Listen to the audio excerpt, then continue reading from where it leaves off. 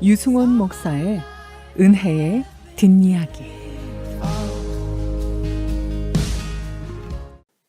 지난주 칼럼에서 성경은 백과사전이 아니라는 점을 같이 나눴습니다. 성경에 대한 또 한 가지 오해는 성경을 율법전서로 취급하려는 생각입니다. 성경 하면 자동적으로 하라, 하지 말라 등의 계율로 가득 찬 율법책을 생각하는 사람들이 있습니다. 그렇지 않습니다. 개신교의 구약 성경과 동일한 유대인의 성경을 토라라고 부르기도 합니다. 토라는 본래 성경의 첫 5권의 책인 모세오경, 즉 창세기, 출애굽기, 레위기, 민수기, 신명기를 한데 모은 통칭인데 히브리 성경 전체를 가리키는 말로도 쓰였습니다. 이를 율법서라고 번역했지만 사실 토라라는 말은 가르침, teaching 또는 교훈, instruction을 뜻하는 말이지 로마식 법률 개념과는 많이 거리가 있었습니다. 성경 안에 법에 해당하는 글들이 포함되어 있기는 하지만 주종을 이루는 것은 하나님과 인간 사이의 인격적 관계이지 계율 자체가 아닙니다. 구약 성경에서도 선지자의 전통은 율법의 규례 조항보다는 율법 정신에 입각한 하나님 사랑과 인간 사랑을 주로 강조합니다. 신약 성경에 들어와서 예수님께서는 사실상 우리에게 사랑 이외에 별다른 새로운 계명을 더해 주시지는 않았습니다. 인간 세계는 법에 의존하고 법은 시간이 지날수록 더 자세할 것을 요구합니다.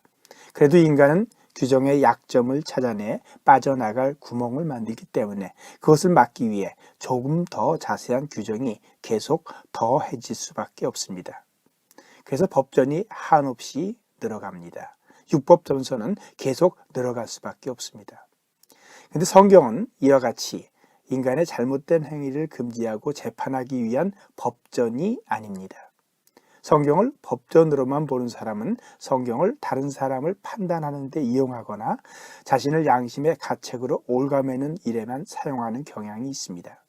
성경 안에 법과 도덕과 원칙이 기록되어 있는 것은 사실입니다.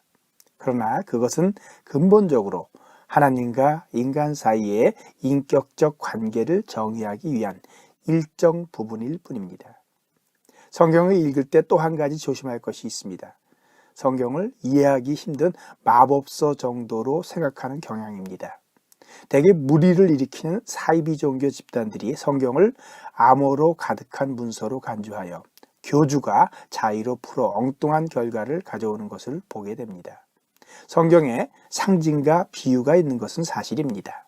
그러나 성경은 특정인만 알고 나머지 모든 사람들로부터 숨기기 위해 기록된 글이 결코 아닙니다.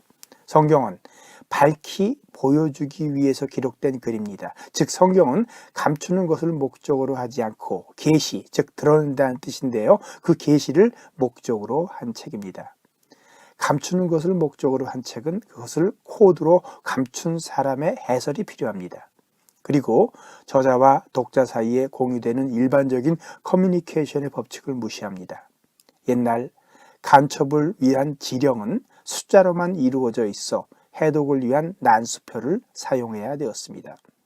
외부에서 읽는 것을 꺼려하는 글들은 복잡한 상징과 은어로 가득 차 있어 일반인들이 독해하기 어렵습니다.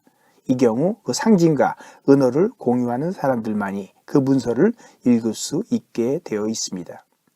성경에도 계시록이나 다니엘서 같이 약간의 암호 문서의 성격을 띤 글들이 있기는 합니다. 그러나 그런 글들은 특별한 사정이 있어 그와 같은 방식을 취한 것이고 나머지 대부분의 성경은 역사, 이야기, 편지, 시, 사실보고 등과 같이 일반과 공유되어 의사소통에 전혀 불편함을 주지 않는 문헌 양식으로 기록되어 있습니다. 즉 성경은 전달을 목적으로 하지 숨김을 목적한 글이 아니라는 뜻입니다. 단지 어려움이 있다면 기록자들과 우리 사이에 시간과 공간의 거리가 있다는 것뿐입니다. 이 거리를 극복하기 위해 전문가들로부터 약간의 도움을 받으면 누구나 독해에 어려움 없이 읽을 수 있는 것이 성경입니다. 혹 성경을 마법서처럼 대하거나 비밀문서처럼 풀면서 그것을 영적인 해석이라고 강요하는 사람이 있다면 일단 조심하는 것이 좋습니다. 지금까지 시카고 언약장로교회 유승원 은퇴 목사의 은혜의 뒷이야기였습니다. And all